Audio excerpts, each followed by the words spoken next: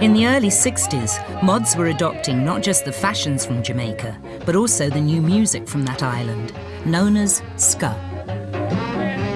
Ska was a distinctively Jamaican take on American R&B, brought here by the style gurus of Kingston, Jamaica. Yeah, Prince Buster, we dressed in a certain way.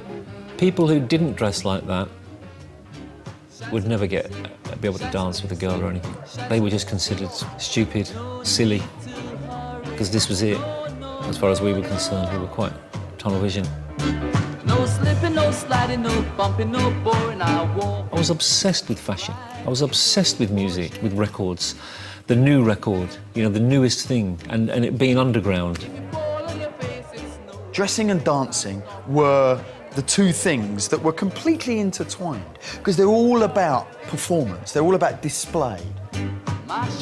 You imagine the shock, right, when you're still eating powdered egg and the pubs still close at 10:30 and the shops close on Thursday afternoon and everything closes at the weekends. To have these boys who ride around on scooters in the sharpest clothes imaginable. Just imagine what that looks like. The moped-riding mods weren't just addicted to imported Ska 45s. They adopted as their own a live 7-piece band just arrived from Jamaica.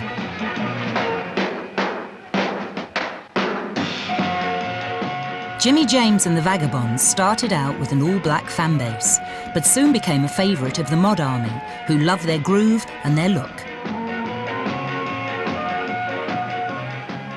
When Jimmy James and the Vagabonds came on stage, everybody knew that was Jimmy James and the Vagabonds, because we dressed differently from everybody else, and we were always, we use this term sharp, means looking really smart, you know. So that's how we were.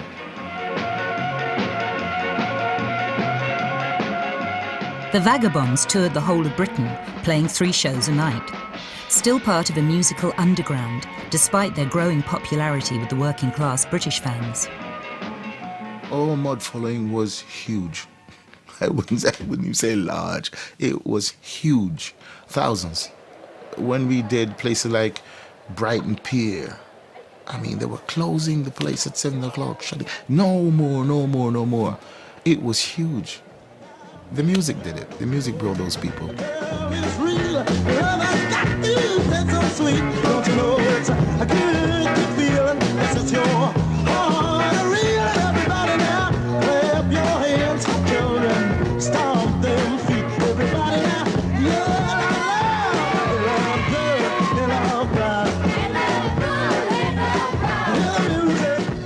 Jimmy James became the voice of the mods, taking in ska, R&B and soul.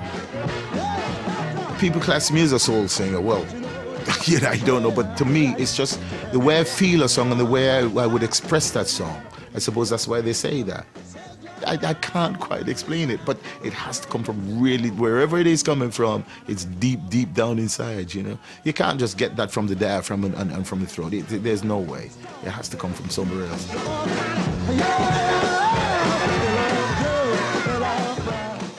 The mod scene became very, very fashionable, and that as well helped to make that time such an exciting time, because the music broke down the insularity of the British population. So the whole culturally, sexually, whatever you want to name it, gradually just disappeared, and the music made that happen.